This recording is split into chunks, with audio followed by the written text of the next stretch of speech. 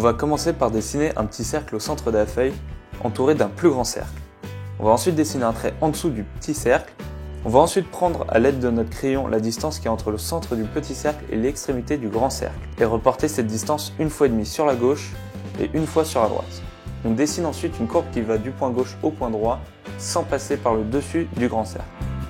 On dessine une petite bosse à gauche et on refait une courbe qui rejoint l'autre extrémité en passant cette fois-ci en dessous du grand cercle. Ensuite, on va faire deux courbes qui suivent les premières, une au-dessus et une en dessous. Et pour finir, on en dessine une troisième plus haute. On dessine ensuite la zone de reflet de l'œil, on la modifiera plus tard. On retrace quelques traits avec un crayon plus foncé, un 3B. Avec un crayon pierre noire, on va noircir l'intérieur de l'œil et l'estomper avec une estompe en papier.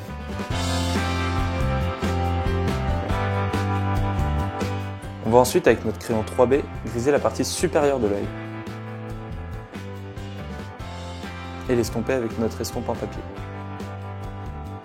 On va ensuite griser environ les 3/4 du reste de l'œil avec un crayon plus fin, comme par exemple un HB, et l'estomper avec notre doigt. Avec le 3B, on va rajouter quelques petits traits. Et avec notre pierre noire, on va rendre les bords moins réguliers.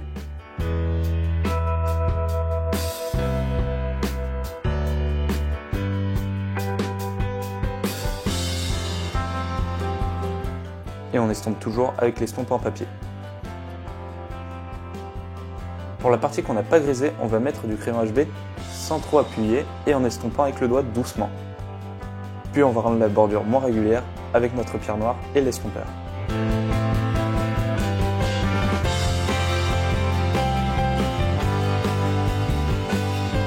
Ensuite, passer quelques coups de crayon 3B et ajouter de la texture à l'œil, c'est-à-dire les petits cercles et les courbes qui se trouvent à l'intérieur qui vont donner un côté plus réaliste. On en met un peu partout sans trop surcharger.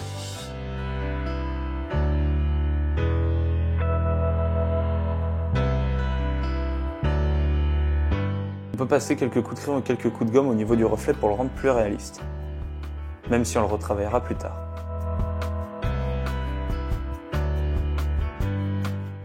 On passe quelques coups de gomme pour éclaircir quelques zones. Et on fait des traits sur le dessus avec notre pierre noire qui seront en fait les reflets des cils. Vous avez sûrement du crayon sur le bout des doigts. Vous pouvez vous en servir pour griser le tour de l'œil. Car on n'oublie pas que l'œil est une sphère, donc les tours sont grisés.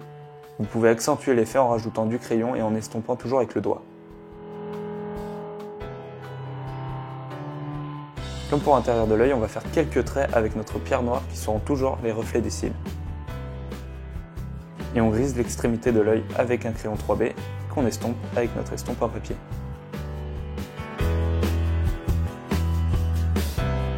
Si jamais c'est trop foncé, on n'hésite pas à gommer, ça rééclaircira un peu les zones. Toujours avec notre doigt, on va rajouter de l'ombre sur la peau. Et on peut rajouter du crayon pour accentuer ces ombres. Pas hésiter à retracer les traits si vous déplaisent.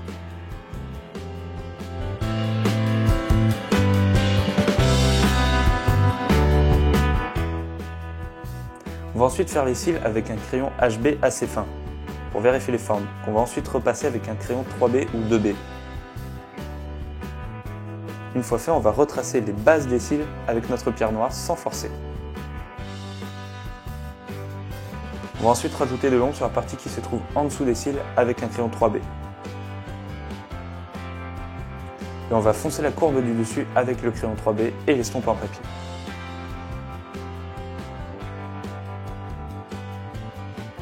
On va faire des plus petits cils plus espacés avec notre crayon fin, donc HB ou F, ça dépend ce qu'on a.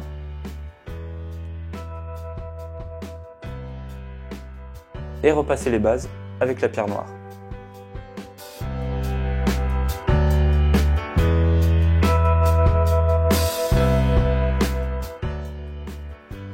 On va rajouter quelques zones de lumière avec notre gomme au niveau de l'œil.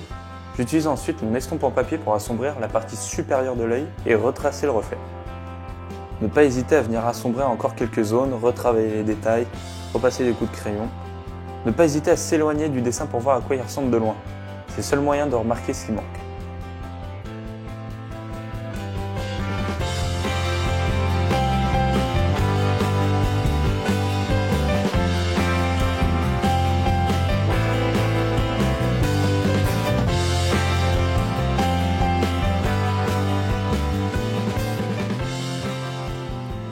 Et voilà, votre œil est terminé.